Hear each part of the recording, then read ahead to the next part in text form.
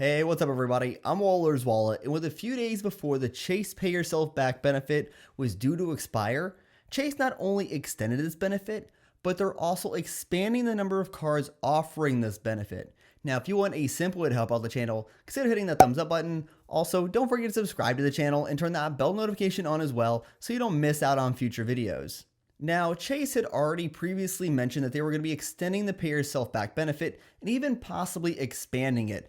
But we didn't really know to the extent of what they meant by this, and this is good news for Chase cardholders because they have done both of these. Now first, let's take a look at the expansion of a couple credit cards. Starting off with the Chase Sapphire Reserve. Now with the Sapphire Reserve, you are already able to use the Pay Yourself Back benefit to redeem your points at 1.5 cents per point for grocery, dining, home improvement stores, and even select charities, which it looks like Chase has expanded the list of charities to a dozen possible charities as well. And while Chase said they were going to keep this benefit around, we didn't know if they were going to change categories or anything, but Chase is going to keep allowing you to redeem your points at 1.5 cents per point for grocery, dining, and home improvement stores as well as charities until April 30th of 2021. And it is great to see these categories remain, because it's a good option for people to keep redeeming their points for daily expenses and good uplift for their points as well. Now, what I think would be great to see is if Chase were to add travel to the Pay Yourself Back benefit as well, and essentially give people the freedom to book travel without needing to use that travel portal. And for people who use their points for hotel stays, this would be a fantastic use since you would also get to still use your status benefits and you could ditch using Expedia. And this actually would be a great improvement for their program, and it would be pretty similar to US Bank's real-time mobile rewards, but this would have far more options for customers, which I always like to see. And I'm not sure if this will actually happen or not, but this would be a nice benefit on the Chase Sapphire Reserve to add the Pay Yourself Back benefit for travel expenses. Then for the Chase Sapphire Preferred, just like the Sapphire Reserve, the Sapphire Preferred is also getting an extension until April 30th of 2021 for dining, home improvement stores, grocery stores, and select charities. And with the Chase Sapphire Preferred, you're still going to get to redeem your points at 1.25 cents per point for those charges. Now, with Chase expanding this benefit and option to redeeming your points for non-travel charges at a higher redemption value, it makes me believe that Chase thinks travel is going to be quite slow to come back. So by expanding this benefit into Q2 of 2021, it's going to let people feel they're getting good return for their points and maybe justify the annual fee on these credit cards. Now, if you're someone using the Pay Yourself Back benefit quite a bit, then I think it would be worth running the numbers to see if using a Chase setup with those annual fees would be worth it compared to a cashback setup, because you can get some great earnings on cashback cards with minimal annual fees. Then when travel comes back around, if it works out for you, you can upgrade these cards back to these travel cards or reapply for them if you're eligible for the bonus. And seeing Chase extend the dates on the Pay Yourself Back benefit for the Chase Sapphire Preferred and the Chase Sapphire Reserve is great to see. But it's also awesome to see Chase expand the Pay Yourself Back benefit to other cards as well. Now, Chase did mention they would be doing something like this, but we didn't know what it would look like.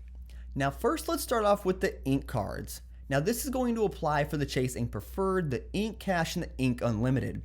And between October 1st until December 31st of this year, you're going to be able to redeem your Ultimate Reward points at 1.25 cents per point for online advertising, shipping expenses, and eligible charities. Now, this is actually pretty nice to see, but I think it looks best to be used for the Ink Preferred since it does earn triple points for shipping and online advertising.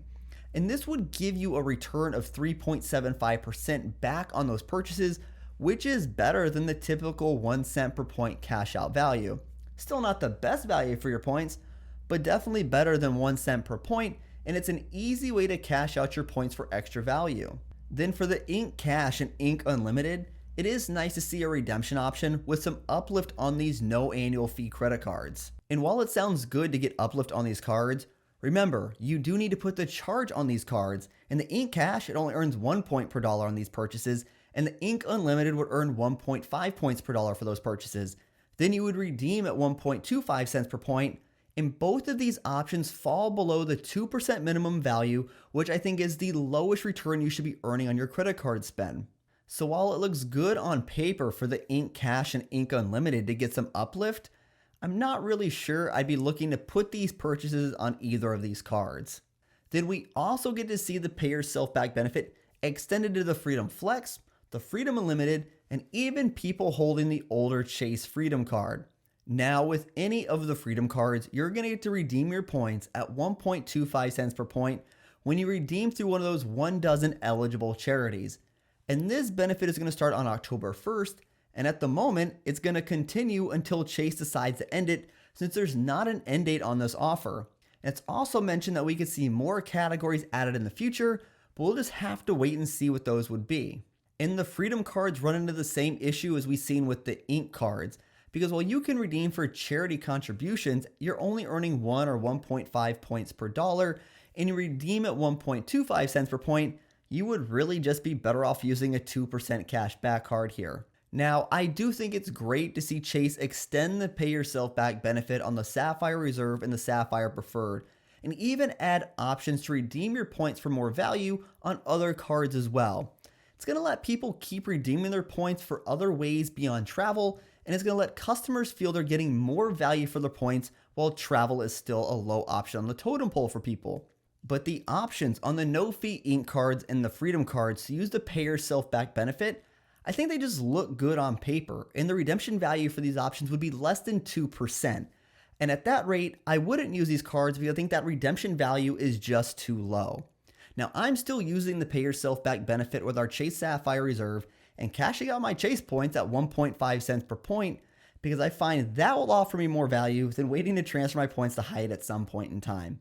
And with Chase extending the pay yourself back benefit, it does make me believe that we're not going to see Chase be refreshing the Chase Sapphire Preferred or the Sapphire Reserve anytime soon, because they're doing something that American Express and even Citi aren't doing, and that's adjusting redemption options to be more practical right now and giving customers more opportunities to redeem their points for more value on daily expenses.